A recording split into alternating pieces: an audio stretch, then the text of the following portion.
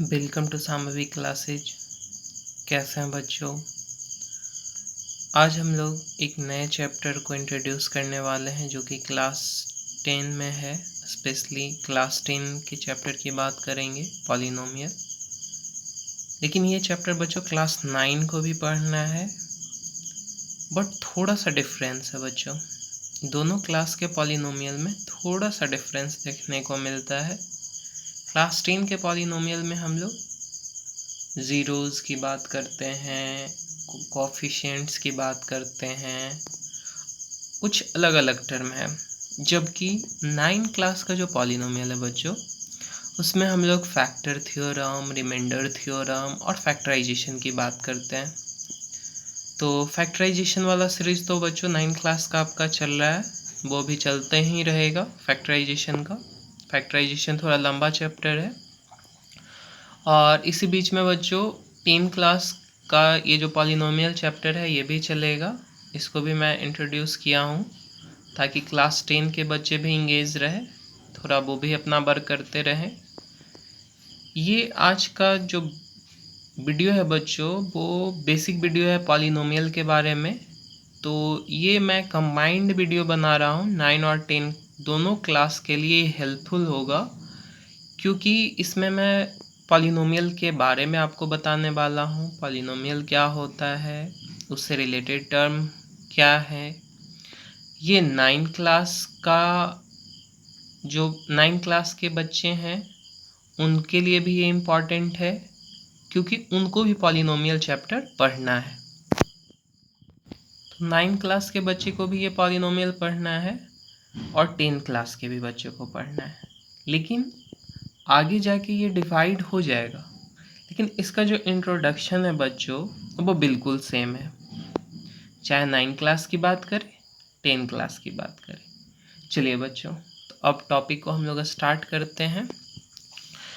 और सबसे पहला जो इसका टॉपिक का टर्म है बच्चों, उसके कुछ टर्म्स को हम लोग डिफाइन करेंगे।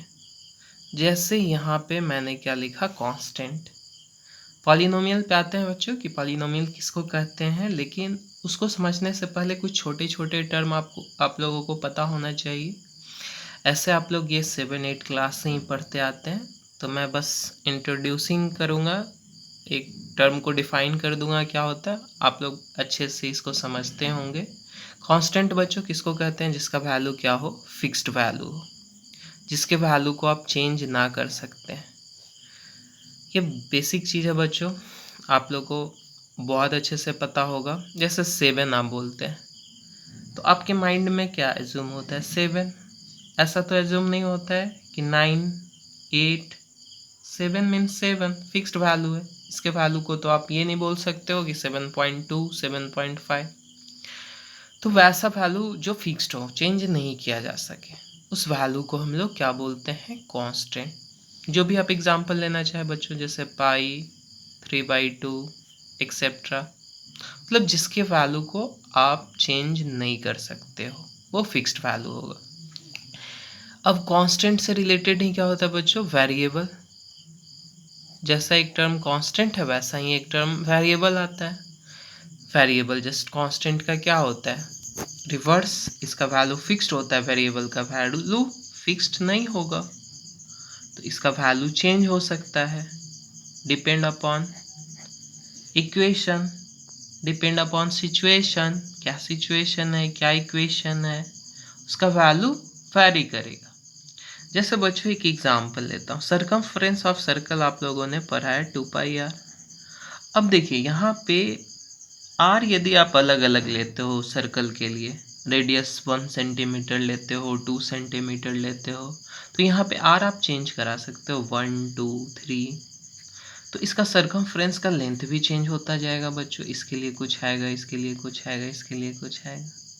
तो यहाँ पे आप कह सकते हो क्या कि सी और आर, मतलब सरकमफ्रेंस और आर, ये क्या है? ये आपका वेरिएबल हो गया। और यहाँ पे कांस्टेंट क्या हो गया बच्चों? 2 और पाई यहाँ पे कांस्टेंट हो गया। तो आई होप ये क्लियर हो गया होगा कि कांस्टेंट किसको कहते हैं, वेरिएबल किसको कहते हैं। अब चलिए बच्चों, एक टर्म और हम लोग डिफाइन करते हैं, अलजेब्रिक एक्सप्रेशन, अलजेब्रिक एक्सप्रेशन। देखिए बच्चों, अलजेब्रिक एक्सप्रेशन किसको कहेंगे? ये जो आपने अभी कांस्टेंट और वेरिएबल पढ़ा, यदि इस कांस्टेंट और वेरिएबल को आपने कंबाइन कर दिया किस ऑपरेशन के साथ? Plus, minus, multiply and divide. यदि इस ऑपरेशन के साथ आपने कांस्टेंट और वेरिएबल को कंबाइन कर दिया तो उससे जो एक्सप्रेशन फाउंड आउट होता है ना बच्चों, उसी को हम लोग क्या कहते हैं? Algebraic expression. जस्ट लाइक मैं एक एग्जांपल दूं आपको, 2x square plus 5x minus 7। तो यहाँ पे आप ध्यान से देखो, 2 क्या है? एक कांस्टेंट है, x क्या है? वेरिएबल है। ये अलजेब्रिक ऑपरेशन सब है, ये सब प्लस माइनस मल्टीप्लाई डिवाइड। तो यहाँ पे प्लस है, यहाँ पे माइनस है, और ये इससे प्लस माइनस और यहाँ पे मल्टीप्लाइड है बच्चों। कहीं पे आप डिवाइड भी ले सकते हो, जैसे यहाँ पे 2x 5x बाई 7 कर दे, कुछ भी कर दे बच्चों। मतलब इन ऑपरेशन के साथ कनेक्टेड होना चाहिए हमारा कांस्टेंट और वेरिएबल। तो दिख रहा है इसमें कनेक्टेड है, सारे बच्चे को क्लियर हो रहा है, इसमें कोई ज़्यादा लॉजिक नहीं है, आप लोग आराम से इसको समझ रहे होंगे। तो अलजेब्रिक एक्सप्रेशन हम लोग 7 क्लास पढ़े हैं, 8 क्लास में भी पढ़े हैं, कोई दिक्कत नहीं होना चाहिए। अब देखिए बच्चों, यदि आप अब अलजेब्रिक एक्सप्रेशन समझ गए तो अब आप पॉलिनोमियल को बहुत आसानी से समझ सकते हो। अब पॉलिनोमियल क्या है बच्चों? पॉलिनोमियल क्या है हमारा? Just like an algebraic expression है, लेकिन इसके लिए ना बच्चों एक स्पेशल आप कंडीशन यहाँ पे मेंशन कर सकते हो कि वैसा अलजेब्रिक एक्सप्रेशन जिसके वेरिएबल का पावर क्या हो, वेरिएबल का जो पावर हो बच्चों वो नॉन निगेटिव इंटीजर होने चाहिए, नॉन निगेटिव इंटीजर। ये बहुत इंपॉर्टेंट कॉन्सेप्ट है बच्चों। ये जो पॉलिनोमियल को आप पहचानते हो ना कि पॉलिनोमियल है कि नहीं है, उसके लिए सबसे इम्पॉर्टेंट आपको क्या करना है? उसका वेरिएबल का पावर देखना है। कौन से एक्सप्रेशन का? अलजेब्रिक एक्सप्रेशन है, उसके वेरिएबल का पावर देखना है बच्चों। पावर आप लोग समझते ही होंगे, जैसे यहाँ पे x का वैल्यू क्या है? पावर कितना है? 2 है। यहाँ पे x का पावर कितना है? 1 है। तो non negative integer, I hope आप लोग समझते होंगे इंटीजर किसको कहते हैं। बहुत अच्छे से ये सब क्लियर होगा आप लोग को। देखिए बच्चों, ये इंटीजर का सेट आपका मैं एक बार चलिए लिख देता हूँ। 0 से आप सारे काउंटिंग नंबर्स पे चले जाए, 1 2 3, और जितने भी काउंटिंग नंबर्स हैं उसका जस्ट निगेटिव आप ले लेते हैं। तो इससे जो सेट बनता है बच्चों उसको इंटीजर कहते हैं। इसको आप आई और जेड से डिनोट करते हो, ये सब आप बेसिक क्लास में पढ़ रखे हो। अब इसमें क्या कर रहा है बच्चों? नॉन निगेटिव इंटीजर, मतलब निगेटिव वाले को आप छोड़ दो। किसका? वेरिएबल का पावर नॉन निगेटिव छोड़ दो आप। तो अब आप नॉन निगेटिव जब आप एलिमिनेट कर देते हो तो आपके पास रह क्या जाता है? ये 0 से लेके 1 2 3। मतलब नॉन निगेटिव कहने का क्या मतलब? निगेटिव को छोड़ करके बाकी तो सारा हो सकता है, पॉजिटिव और इंक्लूडिंग 0 भी हो सकता है। तो अब ऐसा कोई अलजेब्रिक एक्सप्रेशन दिखे जिसका वेरिएबल का पावर नॉन निगेटिव इंटीजर हो, 0 1 2 3 4 जस्ट लाइक ऐसा हो, तो इससे जो हमारा एक्सप्रेशन बनेगा वो पॉलिनोमियल कहलाएगा। उसके अलावा बच्चों यदि कुछ भी आपको दिखता है, फ्रैक्शन दिखे, वेरिएबल का पावर, निगेटिव इंटीजर दिखे, सीधा आप क्रॉस कर दो, this is not a polynomial. सबसे आसान तरीका पहचानने का बच्चों यही है, उसके वेरिएबल का पावर। जैसे मैं कुछ एग्जांपल्स आपको कंसीडर करता हूँ। 3x square minus 5x plus 7। अब देखिए बच्चों, यहाँ पे वेरिएबल का पावर 2 है, 1 है, तो आप कह सकते हो this is a polynomial in variable x। इसका वेरिएबल क्या है? x। और पॉलिनोमियल को आप डिनोट कैसे करते हो बच्चों? p of x। यदि किसी पॉलिनोमियल को डिनोट करना है तो आप ऐसे डिनोट कर सकते हो। यदि ये वेरिएबल में था, x यहाँ पे वेरिएबल था तो p ऑफ x आपने लिखा। यदि कोई वेरिएबल बाई में रहता तो आप कैसे लिखते, 7/² माइनस 8x प्लस 3/2। तो ये यहाँ पे क्या हो गया, polynomial p of y variable in by, ये जो पॉलिनोमियल है, सॉरी यहाँ पे बाई ही कर दे, तो ये वेरिएबल किस में है, बाई में, तो ये भी एक पॉलिनोमियल है। यहाँ पे डिग्री क्या है, नॉन निगेटिव इंटीजर है, 2 है, 1 है। चलिए अब देखिए ये भी पॉलिनोमियल हो गया बच्चों। अब एक और एग्जांपल करते हैं, जैसे रूट बाई 7√/- (3/+8). अब देखिए बच्चों, इसको आप पॉलिनोमियल नहीं कह सकते हो। क्यों नहीं कह सकते हो इसको पॉलिनोमियल, क्योंकि यहाँ पे जो बाई का वैल्यू है, आप रूट बाई को ऐसे लिख सकते हो, 7/(1/2) माइनस 3/+8। तो किसी बच्चे के मन में ये सवाल आता है कि सर यहाँ पे तो बाई इंटीजर है, लेकिन आप यहाँ पे ध्यान दीजिए, यहाँ पे तो फ्रैक्शन है। तो देखिए बच्चों, एक जगह पे आपका इंटीजर हो जाए सही बात है, लेकिन किसी एक जगह पे वो नॉन निगेटिव इंटीजर के अलावा कोई और हो जाए तो आप सीधा क्रॉस कर दो, ठीक है। ओवरऑल सारे वेरिएबल्स के पावर उसके नॉन निगेटिव इंटीजर ही होने चाहिए, उसके अलावा यदि वो कुछ और होगा तो वो पॉलिनोमियल नहीं होगा। क्लियर हो रहा है बच्चों। अब देखिए इसकी यदि हम कोफिशिएंट्स की बात कर लें बच्चों, तो इसके कोफिशिएंट से हमको मतलब नहीं है, इसका कोफिशिएंट बस रियल होना चाहिए, बाकी इसका कोफिशिएंट रूट में हो या निगेटिव हो, पॉजिटिव हो, रियल नंबर होने चाहिए बच्चों। तो कोफिशिएंट से हमको मतलब नहीं है, हमको किससे मतलब, इसके वेरिएबल के पावर से। यदि वेरिएबल का पावर इसका 2 है, 1 है, तो हम कह सकते हैं कि ये एक पॉलिनोमियल है। अगर इसका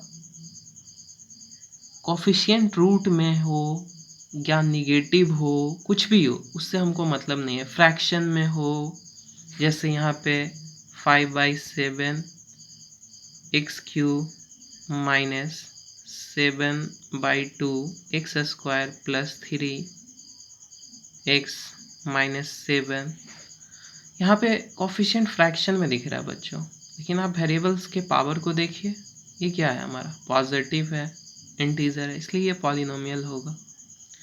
तो आई होप अब आप आइडेंटिफाई कर सकते हो कि कौन हमारा पॉलिनोमियल है, कौन पॉलिनोमियल नहीं है। अब हम लोग आगे बात करते हैं बच्चों। यहाँ तक तो हम लोगों ने देख लिया कि कौन हमारा पॉलिनोमियल है और कौन पॉलिनोमियल नहीं है। अब हम लोग आगे बात करेंगे डिग्री ऑफ अ पॉलिनोमियल की, कि डिग्री ऑफ पॉलिनोमियल क्या होता है। डिग्री ऑफ पॉलिनोमियल, चलिए बच्चों अब हम लोग किसकी बात करेंगे, डिग्री ऑफ पॉलिनोमियल। अब डिग्री क्या होता है बच्चों, तो highest power of the variable, जो वेरिएबल है उसका हाईएस्ट पावर जो होगा बच्चों, उसको उस पॉलिनोमियल का डिग्री काउंट किया जाता है। जैसे एग्जाम्पल के लिए बच्चों 7x³ minus 5x² plus 2x minus 3/2, ये आपका एक पॉलिनोमियल तो है, क्लियरली विजिबल हो रहा है सबको। x का पावर 3 पॉजिटिव इंटीजर, x का पावर 2 पॉजिटिव इंटीजर, x का पावर कुछ नहीं तो 1 पॉजिटिव इंटीजर, और ये सब तो कांस्टेंट है। तो यहाँ पे नॉन निगेटिव इंटीजर शो कर रहा है, मतलब ये पॉलिनोमियल है। अब देखिए बच्चों, वेरिएबल का हाईएस्ट पावर आपको देखना है, हाईएस्ट पावर क्या है, 3 है, तो इसका डिग्री कितना हो गया बच्चों, 3 हो गया, ठीक है। मतलब आपको क्या देखना होगा, हाईएस्ट पावर। तो आप लोग इसको आसानी से आइडेंटिफाई कर सकते हो कि हाईएस्ट पावर क्या होगा, उसके अकॉर्डिंगली आप डिग्री की बात कर लेना।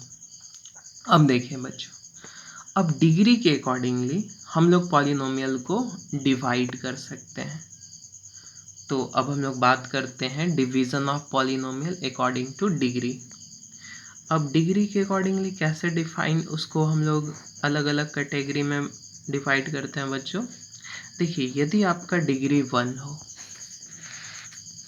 यहाँ पे स्पेशली 3 तरीके का हम लोग को ज़्यादा यूज़ आएगा बच्चों 9 और 10 क्लास में।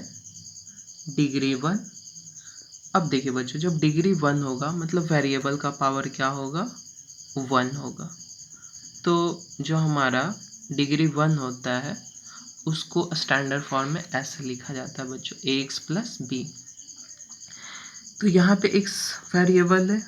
अब देखिए बच्चों, यहाँ पे ना जो हमारा कांस्टेंट टर्म है उसको हम लोग a स्मॉल b से भी डिनोट करते हैं बच्चों। अब जैसे मान लीजिए हम जो कांस्टेंट टर्म है 7, 5, 3, 2 ना लिख करके कुछ एक स्पेशली हम ले रहे हैं a और b के टर्म में, तो आप यहाँ पे एज्यूम कर सकते हो कि ये a और b आपका कांस्टेंट है और x वेरिएबल है। ऐसा नहीं समझोगे बच्चों कि a b भी तो हमारा इसके जगह पे भी तो कुछ प्लेस कर सकते हैं, नहीं। तो यहाँ पे आपको ये जो एक्सप्रेशन गिवन होता है ना बच्चों, वहाँ पे लिखा हुआ रहता है कि a b c ये सब आपका कोई रियल नंबर हो सकता है जो इसके कोफिशिएंट कहलाते हैं।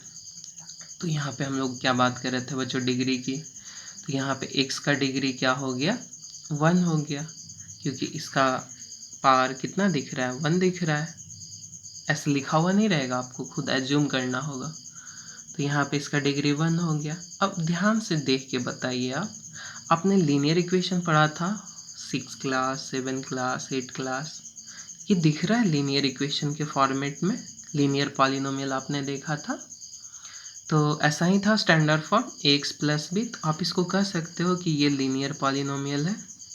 इक्वेशन कब बन जाएगा बच्चों, इसमें जब 0 लगा दोगे तो ये इक्वेशन बन जाएगा। अभी इसको हम लोग सिर्फ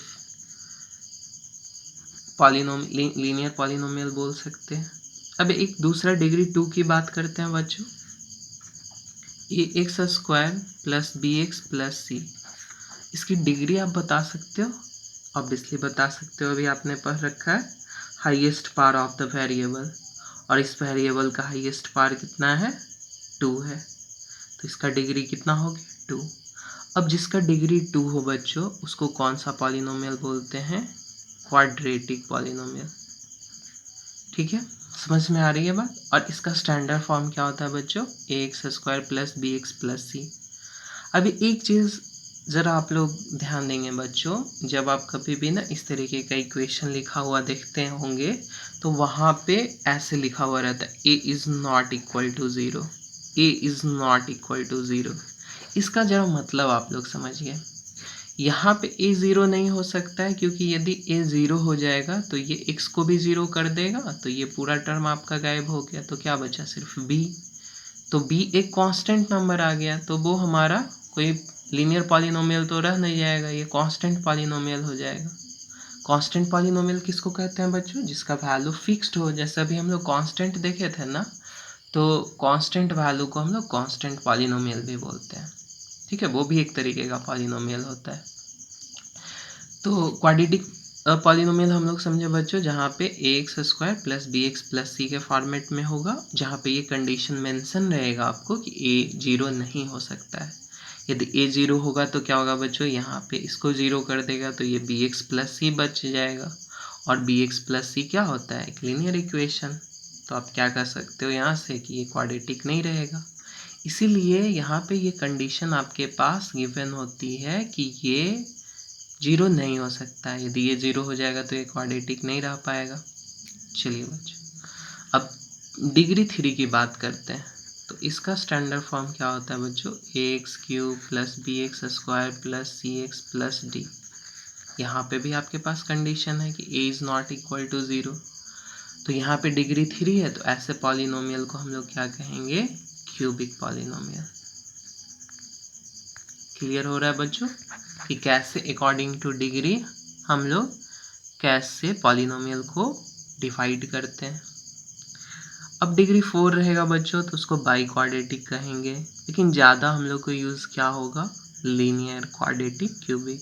लेकिन आप लोग याद रखेंगे कि डिग्री 4 को हम लोग क्या कहेंगे, बाई क्वाड्रेटिक पॉलिनोमियल। अब चलिए बच्चों, अब एक और इसका क्लासिफिकेशन हम लोग देखते हैं, वो टर्म के अकॉर्डिंगली, नंबर ऑफ टर्म्स के अकॉर्डिंगली क्लासिफिकेशन देखते हैं पॉलिनोमियल का। तो देखिए बच्चों, ये भी आप लोगों ने पढ़ रखा है अच्छे से।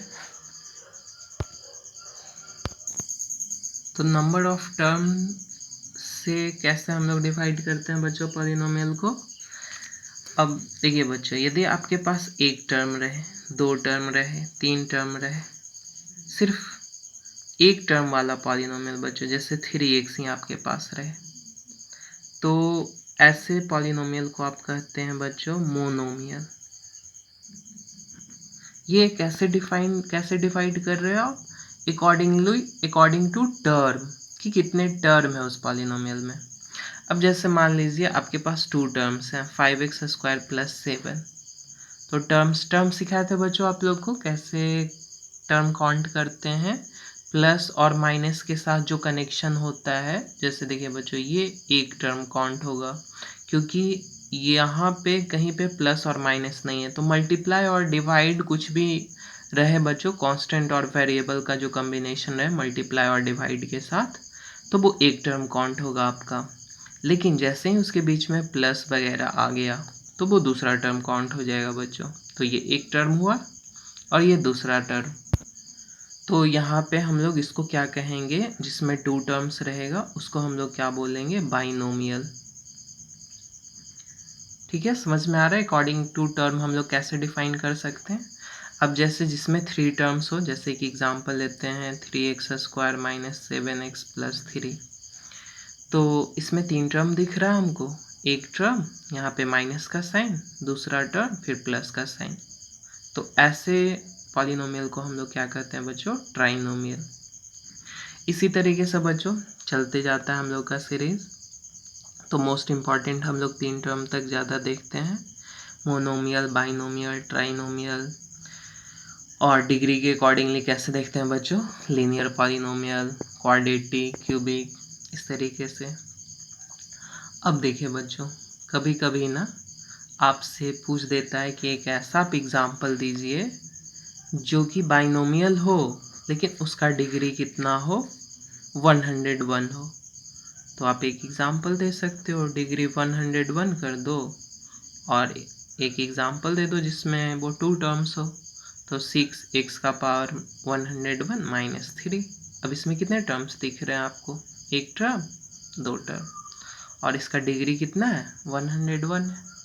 तो ये बेसिक कुछ क्वेश्चन होते हैं बच्चों जो आपसे पूछ सकता है। और पॉलिनोमियल आइडेंटिफाई करने के लिए तो आप लोगों ने सीख रखा है कि सबसे पहले वो पॉलिनोमियल होना चाहिए, उसके बाद आप उसके डिग्री की बात करेंगे। यदि वो पॉलिनोमियल नहीं है तो आप उसके डिग्री की बात ही नहीं कर सकते। जैसे आपसे कोई पूछ दे 3x⁻³ + 7x² - 7/2, आप इसका डिग्री बताइए। आप इसका डिग्री नहीं बता सकते हो क्योंकि ये पॉलिनोमियल है ही नहीं, क्योंकि यहाँ पे वेरिएबल का पावर -3 आ गया जो कि निगेटिव इंटीजर है। तो आप यहाँ पे इसकी डिग्री की बात ही नहीं करोगे कि 2 है या 3 है। This is not a polynomial, तो डिग्री की तो बात ही नहीं होती। तो हम लोगों ने क्या समझा बच्चों कि पॉलिनोमियल क्या होता है, पॉलिनोमियल को कैसे डिवाइड करते हैं according to term, according to their degree.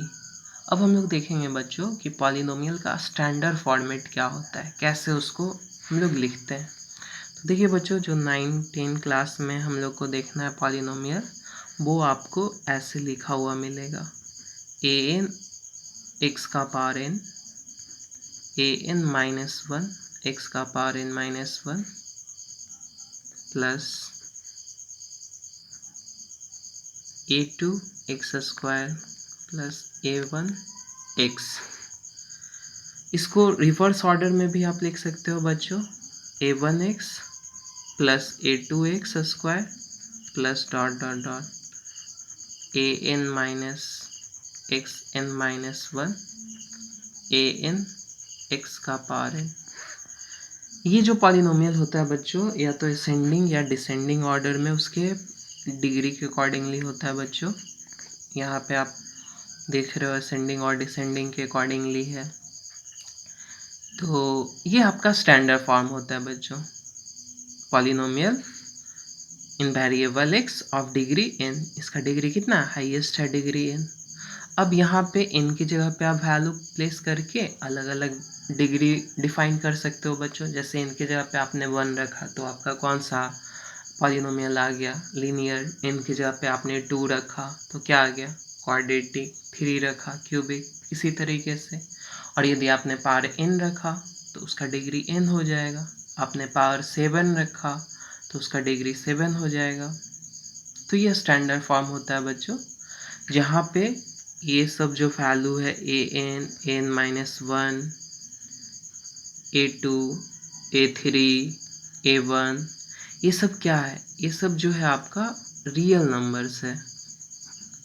ये रियल नंबर रहेगा बच्चों। अब बात करते हैं इसके कांस्टेंट कोफिशिएंट्स के बच्चों। कोफिशिएंट्स तो पता ही होगा बच्चों आप लोग को।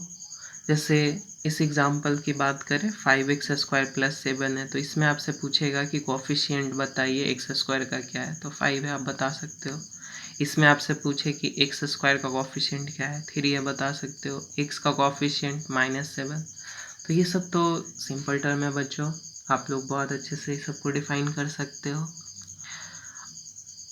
अब अगले क्लास में क्या करेंगे बच्चों, हम लोग जो क्लास 10 का स्पेशली टॉपिक यहाँ के बाद से जो होगा उसको अब हम लोग डिवाइड करेंगे बच्चों, क्योंकि यहाँ तक ना 9 के लिए और 10 के लिए ये दोनों को पॉलिनोमियल पढ़ना है बच्चों। आप दोनों का एक चैप्टर है पॉलिनोमियल, दोनों क्लास को पढ़ना है।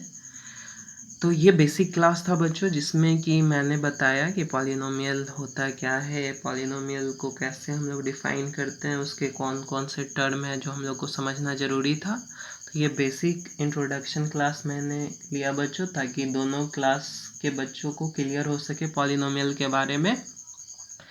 अब जो अगला कंटेंट अगले क्लास में हम लोग देखेंगे, उसमें क्लास 10 से जो related zeros, coefficient, relation between zeros and coefficient, इस पे हम लोग बात करेंगे। और जब 9 क्लास को मैं पॉलिनोमियल पढ़ाऊँगा तो इस जो आज का जो क्लास है उसके बाद वाले टर्म से मैं पढ़ाऊँगा, क्योंकि ये बेसिक पार्ट्स तो मैंने आपको बता दिया। कंबाइंड इसका जो कंबाइंड क्लास में लिया इसलिए कि आप दोनों को पढ़ना है, तो एक ही क्लास में दोनों का क्लियर हो गया सारा टर्म।